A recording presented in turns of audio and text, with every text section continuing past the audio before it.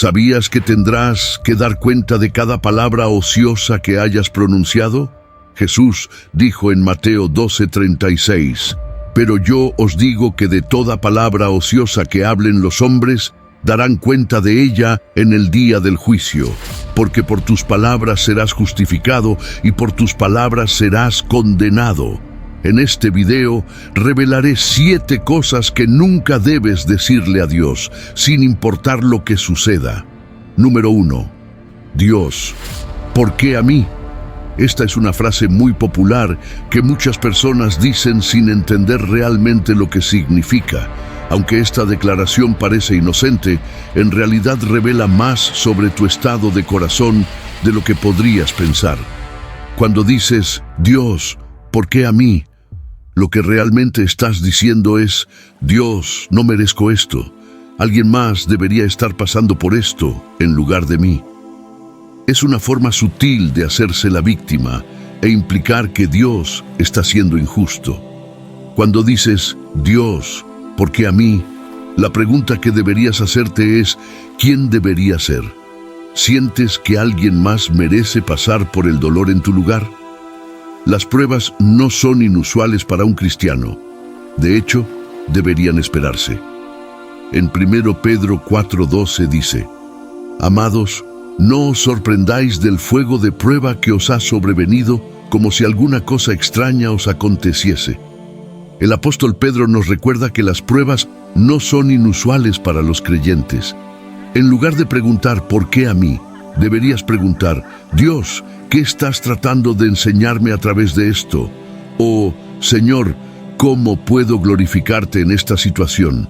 Esta perspectiva se alinea más con lo que Santiago nos dice en Santiago 1:2-4, donde dice, «Hermanos míos, tened por sumo gozo cuando os halléis en diversas pruebas, sabiendo que la prueba de vuestra fe produce paciencia». Santiago nos anima a ver nuestras pruebas como oportunidades para el crecimiento y la madurez.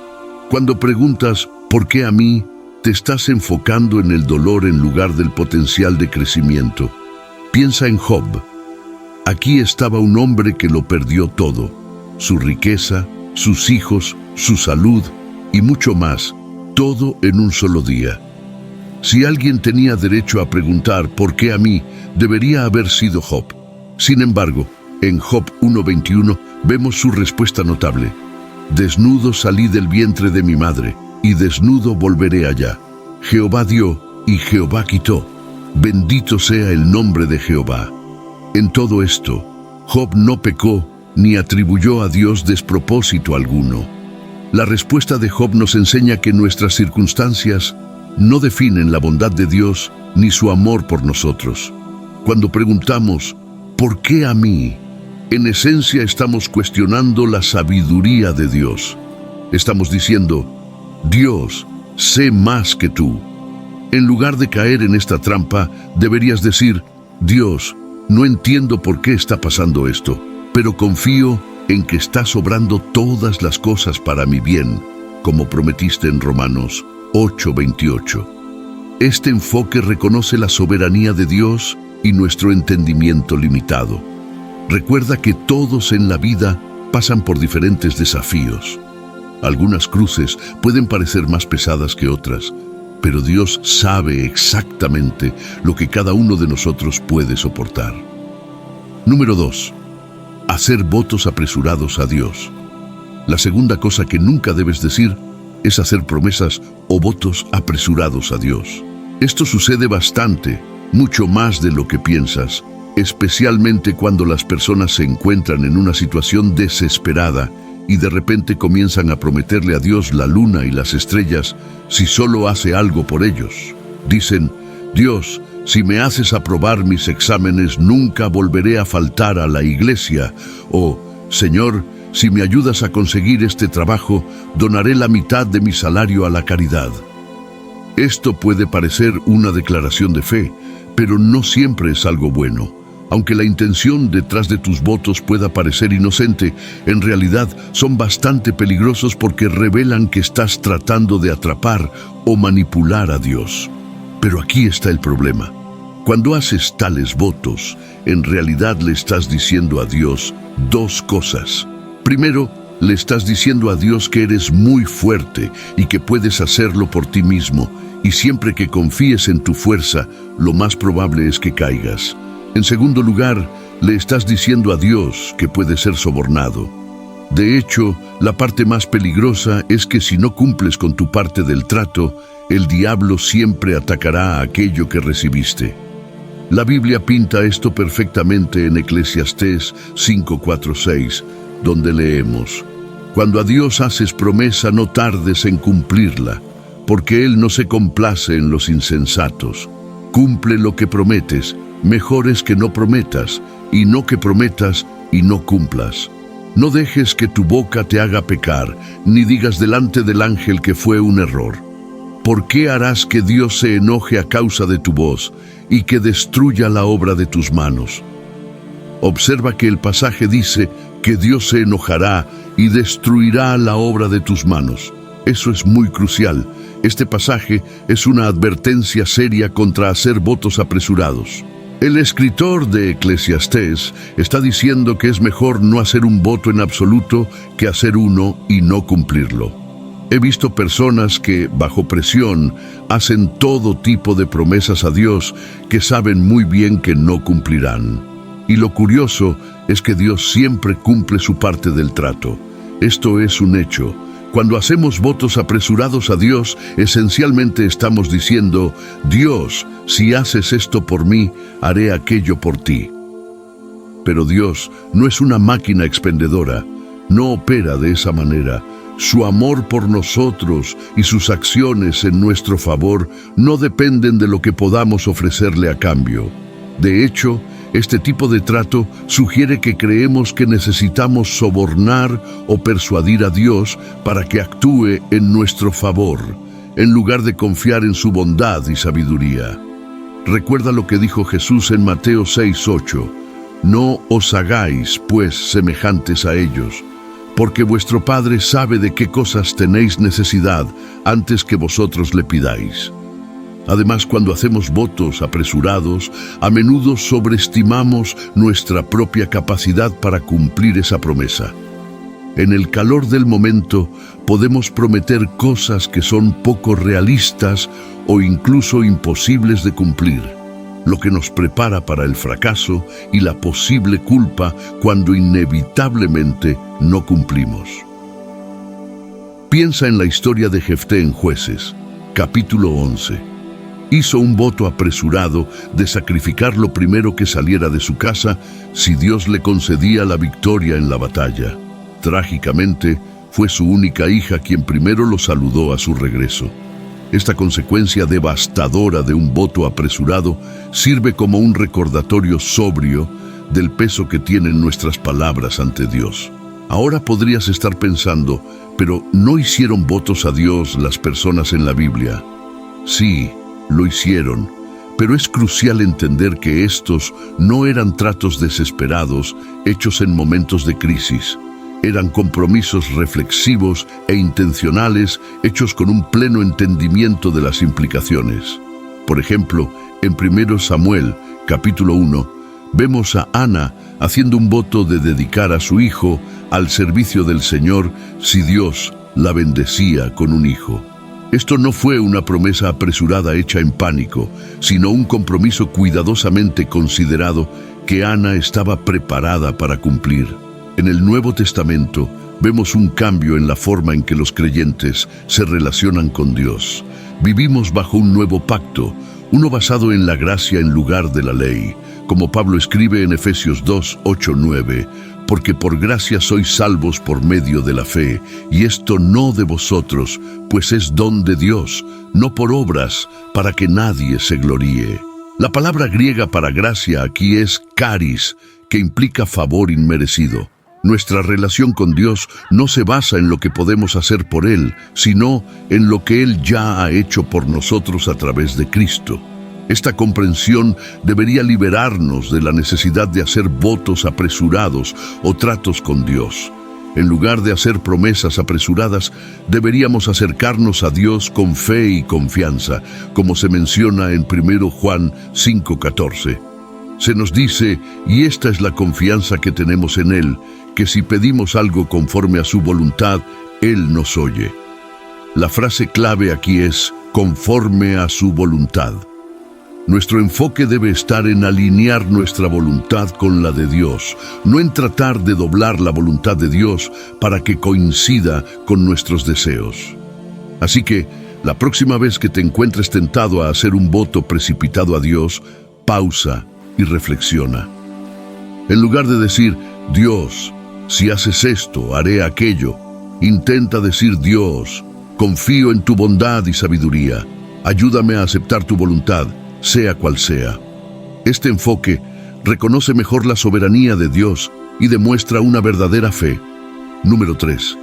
Dejaré de servirte. A veces, cuando las cosas no salen como queremos, podemos sentirnos tentados a amenazar a Dios diciendo que dejaremos de servirle. He escuchado a personas decir esto una y otra vez, pero la verdad es que necesitamos a Dios más de lo que Él nos necesita a nosotros.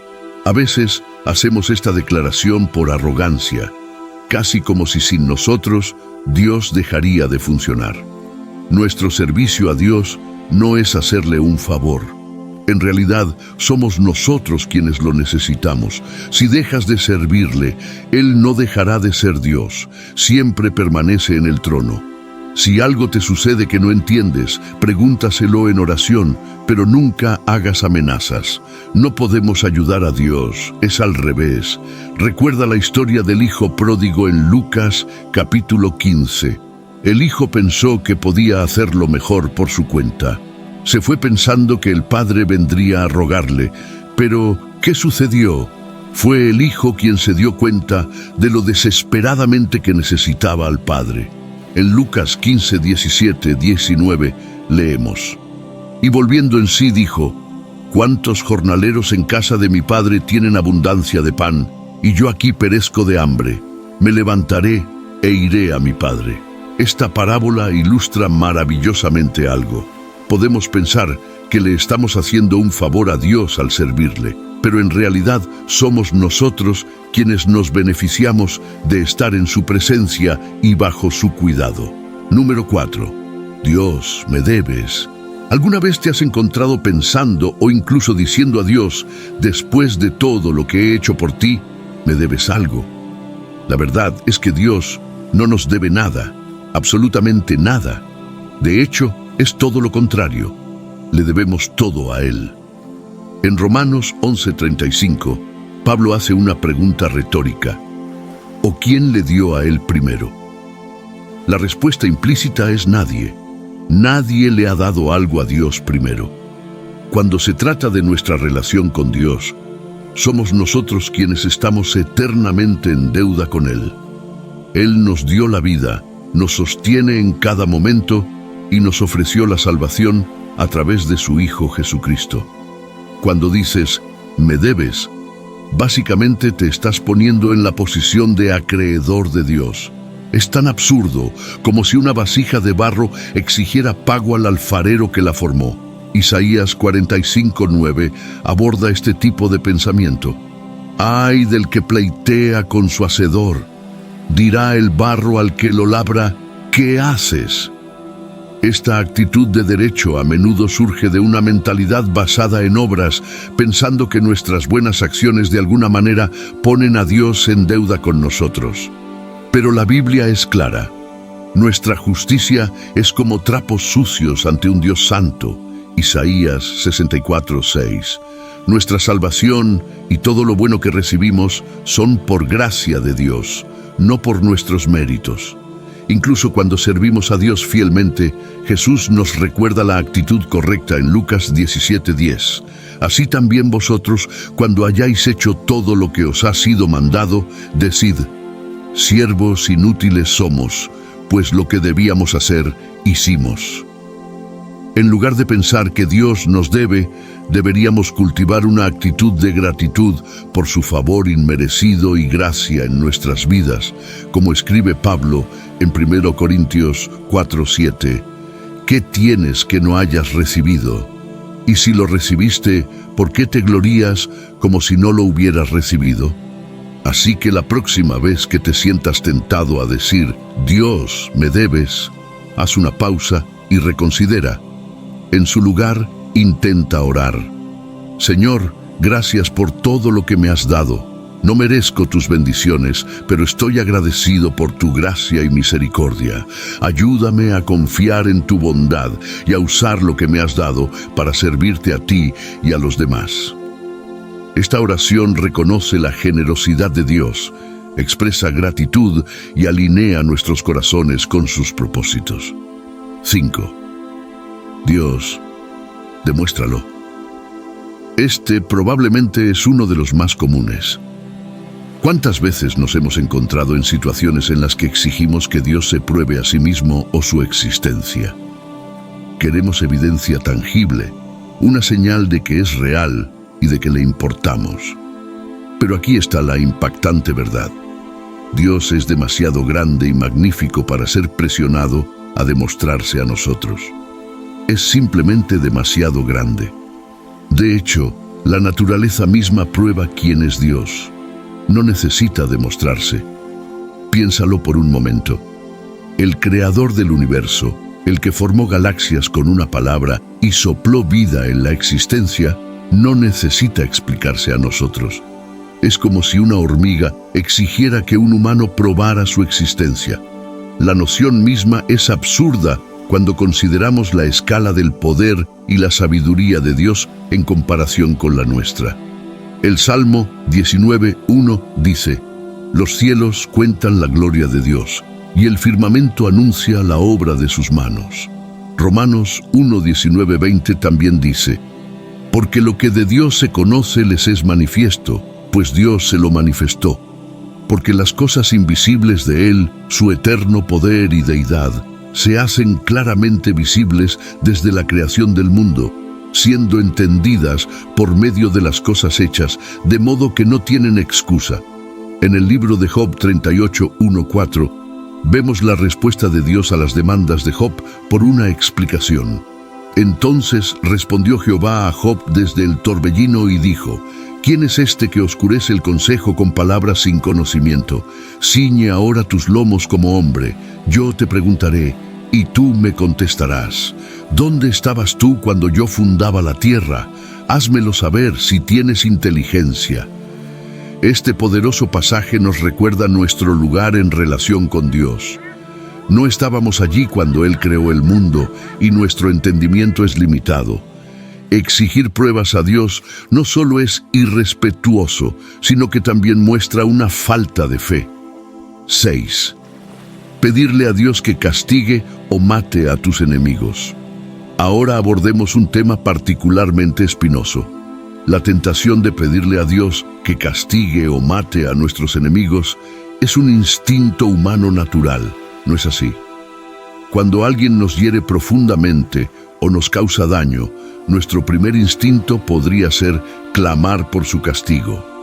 Pero como seguidores de Cristo, estamos llamados a un estándar más alto. En el Antiguo Testamento vemos numerosos ejemplos de personas clamando por el juicio de Dios sobre sus enemigos. Los Salmos, en particular, contienen muchas de estas oraciones.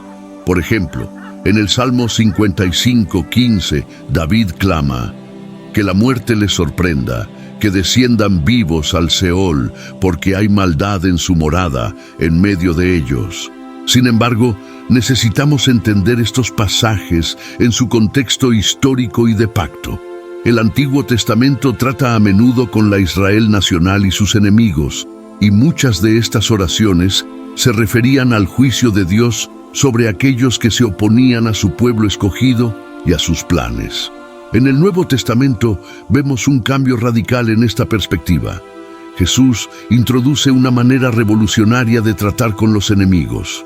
En Mateo 5:43-44, Él dice, «Oísteis que fue dicho, amarás a tu prójimo y aborrecerás a tu enemigo. Pero yo os digo, amad a vuestros enemigos, bendecid a los que os maldicen, haced bien a los que os aborrecen y orad por los que os ultrajan y os persiguen». Esto es un cambio de paradigma completo. Jesús nos está llamando a amar a nuestros enemigos no a orar por su destrucción. En 1 Reyes 3, 10, 11, Dios dijo algo notable. Le pidió a Salomón que pidiera cualquier cosa que quisiera, pero Salomón pidió sabiduría. La Biblia dice, y agradó delante del Señor que Salomón pidiese esto. Y le dijo Dios, porque has demandado esto, y no pediste para ti muchos días, ni pediste para ti riquezas, ni pediste la vida de tus enemigos, sino que demandaste para ti inteligencia para oír juicio. Fíjate que Dios elogió a Salomón por no haber pedido la vida de sus enemigos. Esto fue una declaración muy crucial. Así que la próxima vez que te sientas tentado a pedirle a Dios que castigue o destruya a tus enemigos, recuerda las palabras y el ejemplo de Jesús. En su lugar, intenta orar. Padre, perdónales y abre sus ojos a tu verdad. Trabaja en sus corazones y atráelos hacia ti, y ayúdame a amarles como tú me has amado. Este tipo de oración tiene el poder de transformar no solo a nuestros enemigos, sino también a nuestros propios corazones. 7. Dios, me rindo contigo. Esta declaración de rendición espiritual es quizás la más peligrosa de todas, ya que representa un abandono completo de la fe y la confianza en Dios. En primer lugar, esta declaración revela un malentendido fundamental del carácter de Dios y su compromiso inquebrantable con nosotros. En Hebreos 13:5 se nos asegura, sean vuestras costumbres sin avaricia, contentos con lo que tenéis ahora, porque Él dijo, no te desampararé ni te dejaré. Recuerda que Dios no se siente intimidado por nuestras preguntas, dudas o luchas. Nos invita a traerle todo esto con honestidad, como nos anima el Salmo 62:8. Confíen en Él en todo tiempo, oh pueblos, derramad delante de Él vuestro corazón. Dios desea una relación auténtica con nosotros, una en la que podamos ser honestos acerca de nuestros sentimientos y luchas. Sin embargo, esta honestidad siempre debe estar acompañada de reverencia, confianza y una disposición a someternos a su sabiduría y soberanía.